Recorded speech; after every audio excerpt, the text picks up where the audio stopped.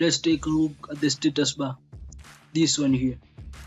The status bar displays and allows you to change several important drawing settings and modes that affect how you draw and edit in the current drawing. First, as you can see here, the status bar buttons showing icons. These ones here are the icons shown in the status bar. You can also set the status bar buttons to display text labels, which will make it easy to refer to. To do that, just position your mouse pointer on any of the status bar icons and then right click. After you right click, you can see a list appears. Then click on the use icon option. As you can see here, the icons just changed into names. To display the icons again, follow the same procedures and select the use icon option. As you can see, the names just change back into icons. Now let's see how each of these options work. Let's start with the snap mode. The snap mode enables you to limit the cursor to the regularly spaced intervals of the grid, enabling you to draw objects a fixed distance apart more easily. For instance, switch off the snap mode. The snap mode is now off, and now select the line command. Now if you try to specify your first point, the cursor icon moves smoothly across the screen. As you can see here, the cursor icon moves smoothly across the screen. Now switch on the snap mode. The snap mode is on, and then try to draw the line. As you can see here, I'm trying to specify my first point, but as you can see, the way the cursor moves, it follows the grid intervals which are already specified in the grid blocks, as you can see. Now switch on the snap mode and try to draw the line. You note that the cursor doesn't move smoothly, but it moves in a specific way following the grid intervals. As you can see here, it moves in a specific way following the grid intervals. You can also specify the interval of the distance from one point to another. To do that, right click on the snap option and then select setting.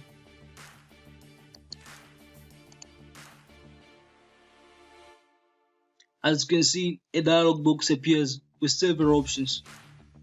Now select the snap and grid option. This one here. In this case, it is already selected. Then go to the snap spacing option. This one here. The snap spacing option. This one here. From there, you can see the snap X spacing and the snap Y spacing. You can change the snap space interval from there. For instance, type 1 and then click OK.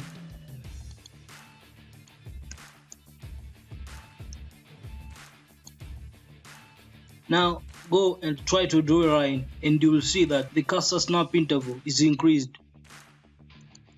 Select line command. As you move the cursor across the screen trying to specify your first point, you can see now that the cursor interval has increased. Now go back and set the default interval.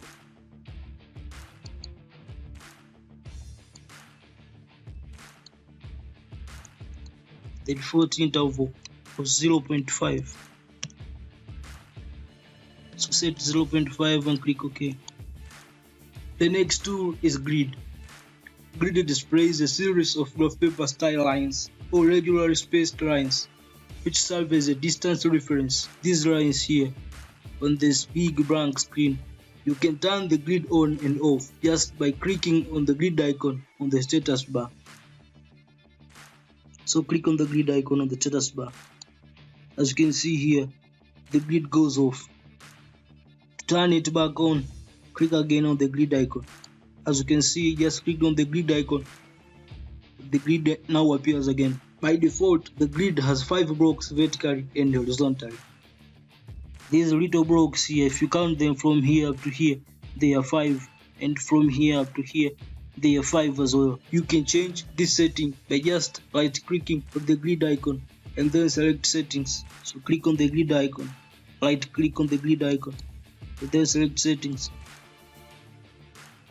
Now you can see the dialog box appears with several options. So go to the grid spacing options, this one here. As you can see, there are 3 options. The first option is grid X spacing, grid Y spacing, and major line every. Let's start with the major line every option. This option tells you that a major line appears after a certain number of blocks. By default, it is set to 5. Now change it to 6. And then click OK. As you can see, I just changed the number of blocks from 5 to 6. If you try to count these number of blocks here, they are now 6, but previously they were 5. But you can also change the distance of the blocks themselves. To do that, go to the dialog box again.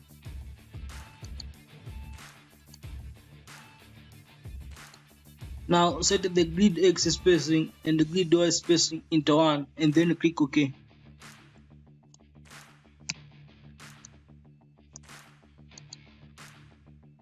Now click OK. As you can see here, the blocks are now increased in size. These little blocks, they are now increased in size. Now go and set it to the default settings.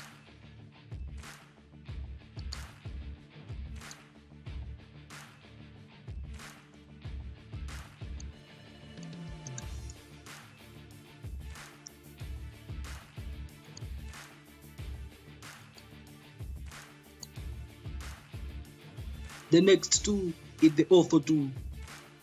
The Ortho mode constrains the cursor to horizontal and vertical movements only, which makes it easy to draw horizontal and vertical lines. Now switch off the Ortho mode.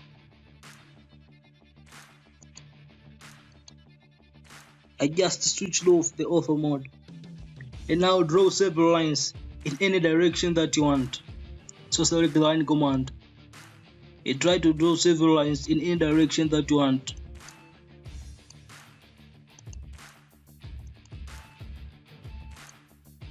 When you're done, click enter. As you can see, it is possible to draw the line in any direction when the Ortho mode is turned off. Now turn on the Ortho mode and try to draw the lines. First, let's erase this one. Now turn on the Ortho mode and let's try to draw the lines again.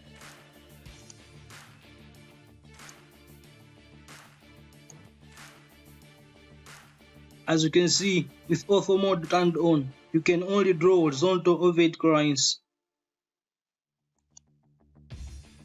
So click enter and erase this.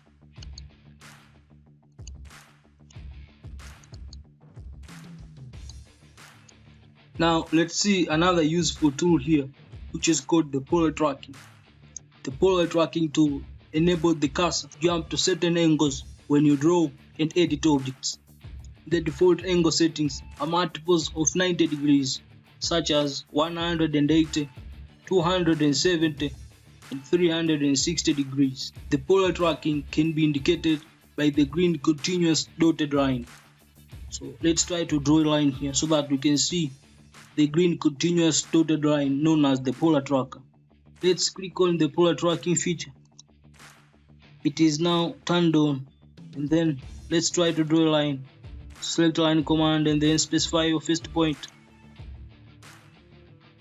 As you can see, the green dotted continuous line, this one here, which is known as the polar tracking vector. Despite of the fact that the default angle settings are multiples of 90 degrees, you can also specify other angle increments such as 45 or 30 degrees. The polar and ortho modes are mutually exclusive. Turning on one mode disables the other, as you can see here.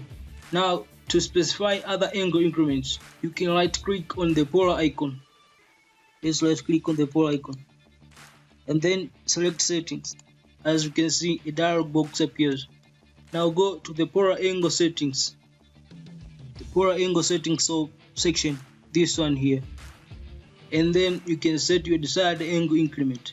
In this case, let us type 45, which can be selected from this drop down list of angles. I selected 45 and then click OK. Now try to draw a line, so click on the line command. Then let's specify a first point at this one. And then move the cursor around, and you will note that for every 45 increment, a polar track appears. As you can see, for the 45 angle, a polar track appears. You can also have additional angles. Now go to the dialog box again. In the polar angle settings, go to the additional angles option. Make sure that the box is checked and select new. Make sure this box is checked, and now select new. As soon as select new, the box appears here, which is waiting for you to type the new angle. In this case, I will type 25. Then click OK. Now try to draw a line. Specify your first point here. After specifying the first point, move the cursor along the screen, and you will see that the polar track appears for every 25 degrees angle and 45 degrees angle. Now let's see another tool, which is the object snap. The object snap enables you to grab points on existing objects. For example, the end point of a line or the midpoint of a line. To enable this feature, right click on the object snap icon and then select settings. So I will right click on the object snap and then select settings. And as you can see, a dialog box appears. From the dialog box, you can see all the object snap modes. These ones here, all these are object snap modes. From the box, you can tick in any box of the snap mode that you want to use. In this case, let's choose endpoint, midpoint, and center. So just click OK. Now draw a straight line. In this case, I don't have to draw a straight line because I already have one here. Again, select the line command. Now, as the command line prompts you to specify your first point, move the cursor to one end of the line that you have just drawn. As you can see, a green box appears at the end of the line. This one here, this box here. Now, draw a circle. So go to the circle command.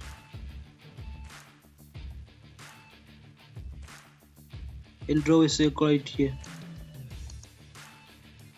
And now select the line command. Now move the cursor to the center of the circle and see that a green circle with a cross in it appears to indicate that you are at the center of the circle.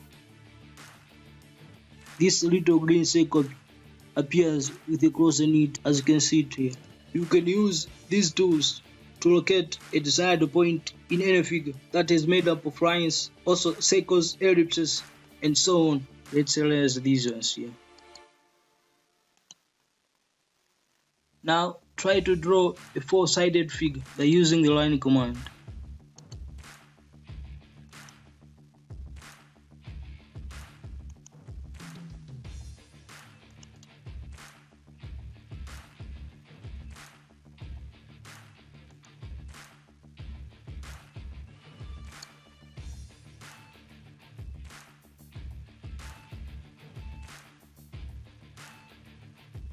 If you take a closer look at this point here, you note that these two lines did not touch each other.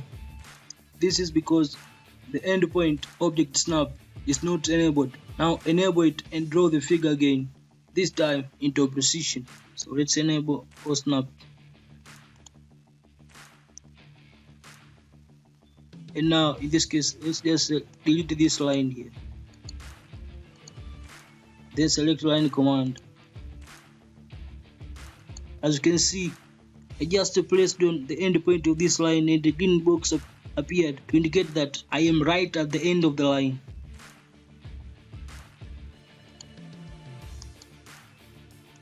That is why the object snapping tool is very useful, because it enables you to be very precise with your work. So now let's erase this. You can also have access to the object snap options by simply right clicking on the object snap icon. So right click on the object snap. As you see, I just right clicked on the object snap icon and all the object snap modes appear here. you can simply select them from here and apply them to your drawing.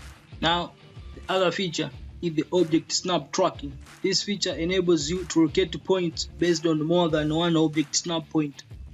For example, you can define a point at the center of the rectangle by tracking the midpoints of the two perpendicular lines.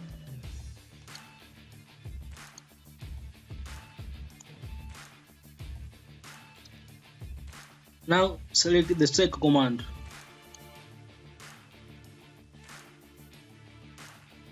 Now, after you select the second command, place the cursor at the midpoint of the line that makes the rectangle, the midpoint of the horizontal line, either the top line or the bottom line. In this case, I will choose the top line. As you can see, I just placed the cursor at the midpoint of that line and a green rectangle, a green triangle appears. Now, drag the cursor down through the object tracking vector.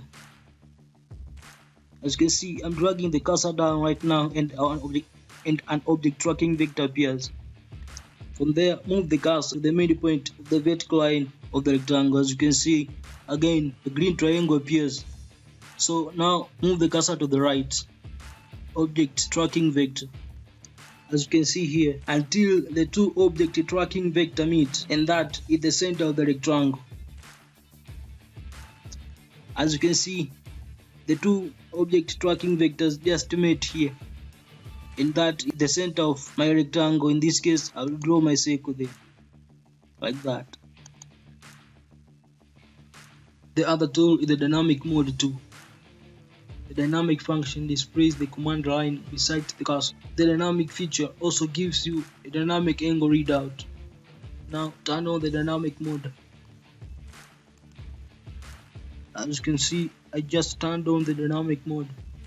Now select the line command.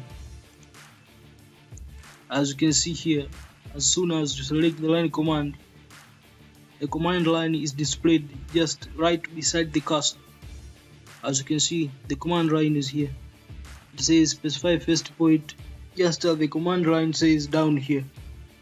But also, as you can see here, the dynamic mode also gives you a dynamic angle readout.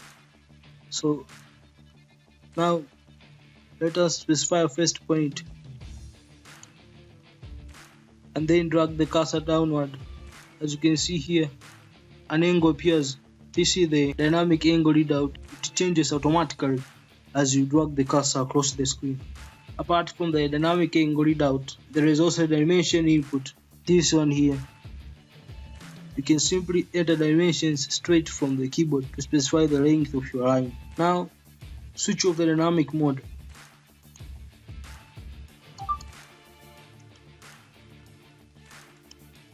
As you can see, I just switched off the dynamic mode and then select the line command. As you can see, I just selected the line command. The command line does not appear beside the cursor as it appeared previously, simply because now the dynamic mode is turned off.